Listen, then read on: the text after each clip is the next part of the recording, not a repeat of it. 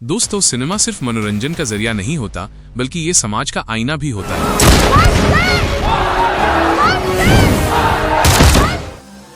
और जब कोई फिल्म हमारे इतिहास के दर्दनाक अध्यायों को सामने लाती है, तो वो हमें सोचने पर मजबूर कर देती है। आज हम बात करने वाले हैं विवेक अग्निहोत्री की फिल्म द बंगाल फाइल्स की। एक ऐसी फिल्म जिसने दर्शकों को दो हिस्सों में बांट दिया है। कोई इसे सच्चाई बताने वाली बहादुर कोशिश कह रहा है, तो कोई इसे खतरनाक प्रोपेगेंडा। आखिर सच क्या है? चलिए जानते हैं इस रिव्यू में। द बंगाल फाइल्स की कहानी सीधे हमें ले जाती है 1946 के डायरेक्ट एक्शन डे और पार्टीशन के समय की त्रासदी में। बंगाल का वो दौर जहां सांप्रदायिक दंगे, खून खराबा और इंसानियत का दर्दनाक पतन देखा गया।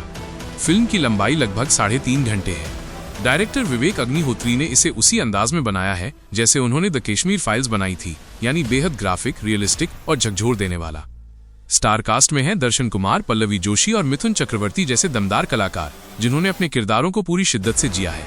लेकिन सबसे बड़ा सवाल यह है कि क्या फिल्म अपने मकसद में सफल रही? फिल्म 2 टाइमलाइन में चलती है। पहली टाइमलाइन हमें ले जाती है उस दौर में जब बंगाल दंगों से जल रहा था। दूसरी टाइमलाइन में हम वर्तमान से जुड़े किरदारों को देखते हैं जो उस दर्दनाक इतिहास को खोजते और समझते हैं। फिल्म हर सीन को इस तरह शूट करती है कि आप असहज हो जाएं। हिंसा, लाशें और मासूम लोगों का दर्द इतना ग्राफिक दिखाया गया है कि कई दर्शक हॉल से उठकर बाहर चले गए। पल्लवी जोशी का किरदार बेहद इमोशनल है। वो अपनी बात ठंडे लेकिन गहरे शब्दों में कहती हैं। दर्शन कुमार का किरदार सवाल उठाता है और दर्शकों की सोच को चुनौती देता है। वहीं मिथुन चक्रवर्ती अपनी स्क्रीन प्रेजेंस से कहानी में और वजन जोड़ते हैं। लेकिन दोस्तों, यहां एक बड़ी दिक्कत है। फिल्म बहुत लंबी है। 3.5 घंटे तक लगातार भारी भरकम कंटेंट देखना हर किसी के बस की बात नहीं। कई जगह फिल्म स्लो हो जाती है और एडिटिंग कमजोर लगती है। अब आते हैं फिल्म के सबसे विवादित पहलू पर। कई आलोचकों का कहना है कि द बंगाल फाइल्स इतिहास को एक तरफा दिखाती है। द हिंदू और इंडिया टुडे जैसे मीडिया हाउसेस का मानना है कि फिल्म ने अपने हिसाब से इतिहास गढ़ा है और समाज को बांटने का काम करती है। वहीं टाइम्स ऑफ इंडिया और कोयमोय जैसी जगहों ने कहा कि फिल्म भले ही क्रूर और लंबी हो, लेकिन इसने एक अनकही सच्चाई को सामने लाने की कोशिश की है।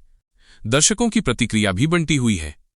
कुछ लोग इसे हार्ड हिटिंग और गट रेंचिंग, दिल दहला देने वाली फिल्म बता रहे हैं, तो कुछ लोग कह रहे हैं कि ये प्रिटेंशियस और प्रोपेगेंडा से भरी फिल्म है। यानी फिल्म ने चर्चा जरूर पैदा की है, लेकिन सबको संतुष्ट नहीं कर पाई।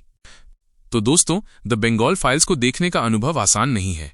ये फिल्म आपको झकझोर देती है, आपकी आत्मा तक हिला देती है, लेकिन साथ ही इसकी लंबाई, हिंसा और प्रोपेगेंडा जैसा टोन कई दर्शकों को खटक सकता है। अगर आप सिनेमा को सिर्फ एंटरटेनमेंट की नज़र से देखते हैं तो शायद ये फिल्म आपको परेशान कर दे। लेकिन अगर आप सिनेमा को इतिहास की किताब और सोचने का जरिया मानते हैं तो ये फिल्म आपके दिल दिमाग पर गहरा असर छोड़ सकती है। आखिर में यही कहूंगा, द बंगाल फाइल्स देखने से पहले तय कर लीजिए कि आप मानसिक रूप से तैयार हैं या नहीं, क्योंकि ये फिल्म आपको हिलाकर रख देगी। दोस्तों, आपको क्या लगता है? क्या द बंगाल फाइल्स सच दिखाती है या सिर्फ एक एजेंडा चलाती है? नीचे कमेंट्स में अपनी राय जरूर बताइए। और हाँ, अगर ये रिव्यू पसंद आया तो वीडियो को लाइक और चैनल को सब्सक्राइब करना मत भूलिए। मिलते हैं अगले रिव्यू में।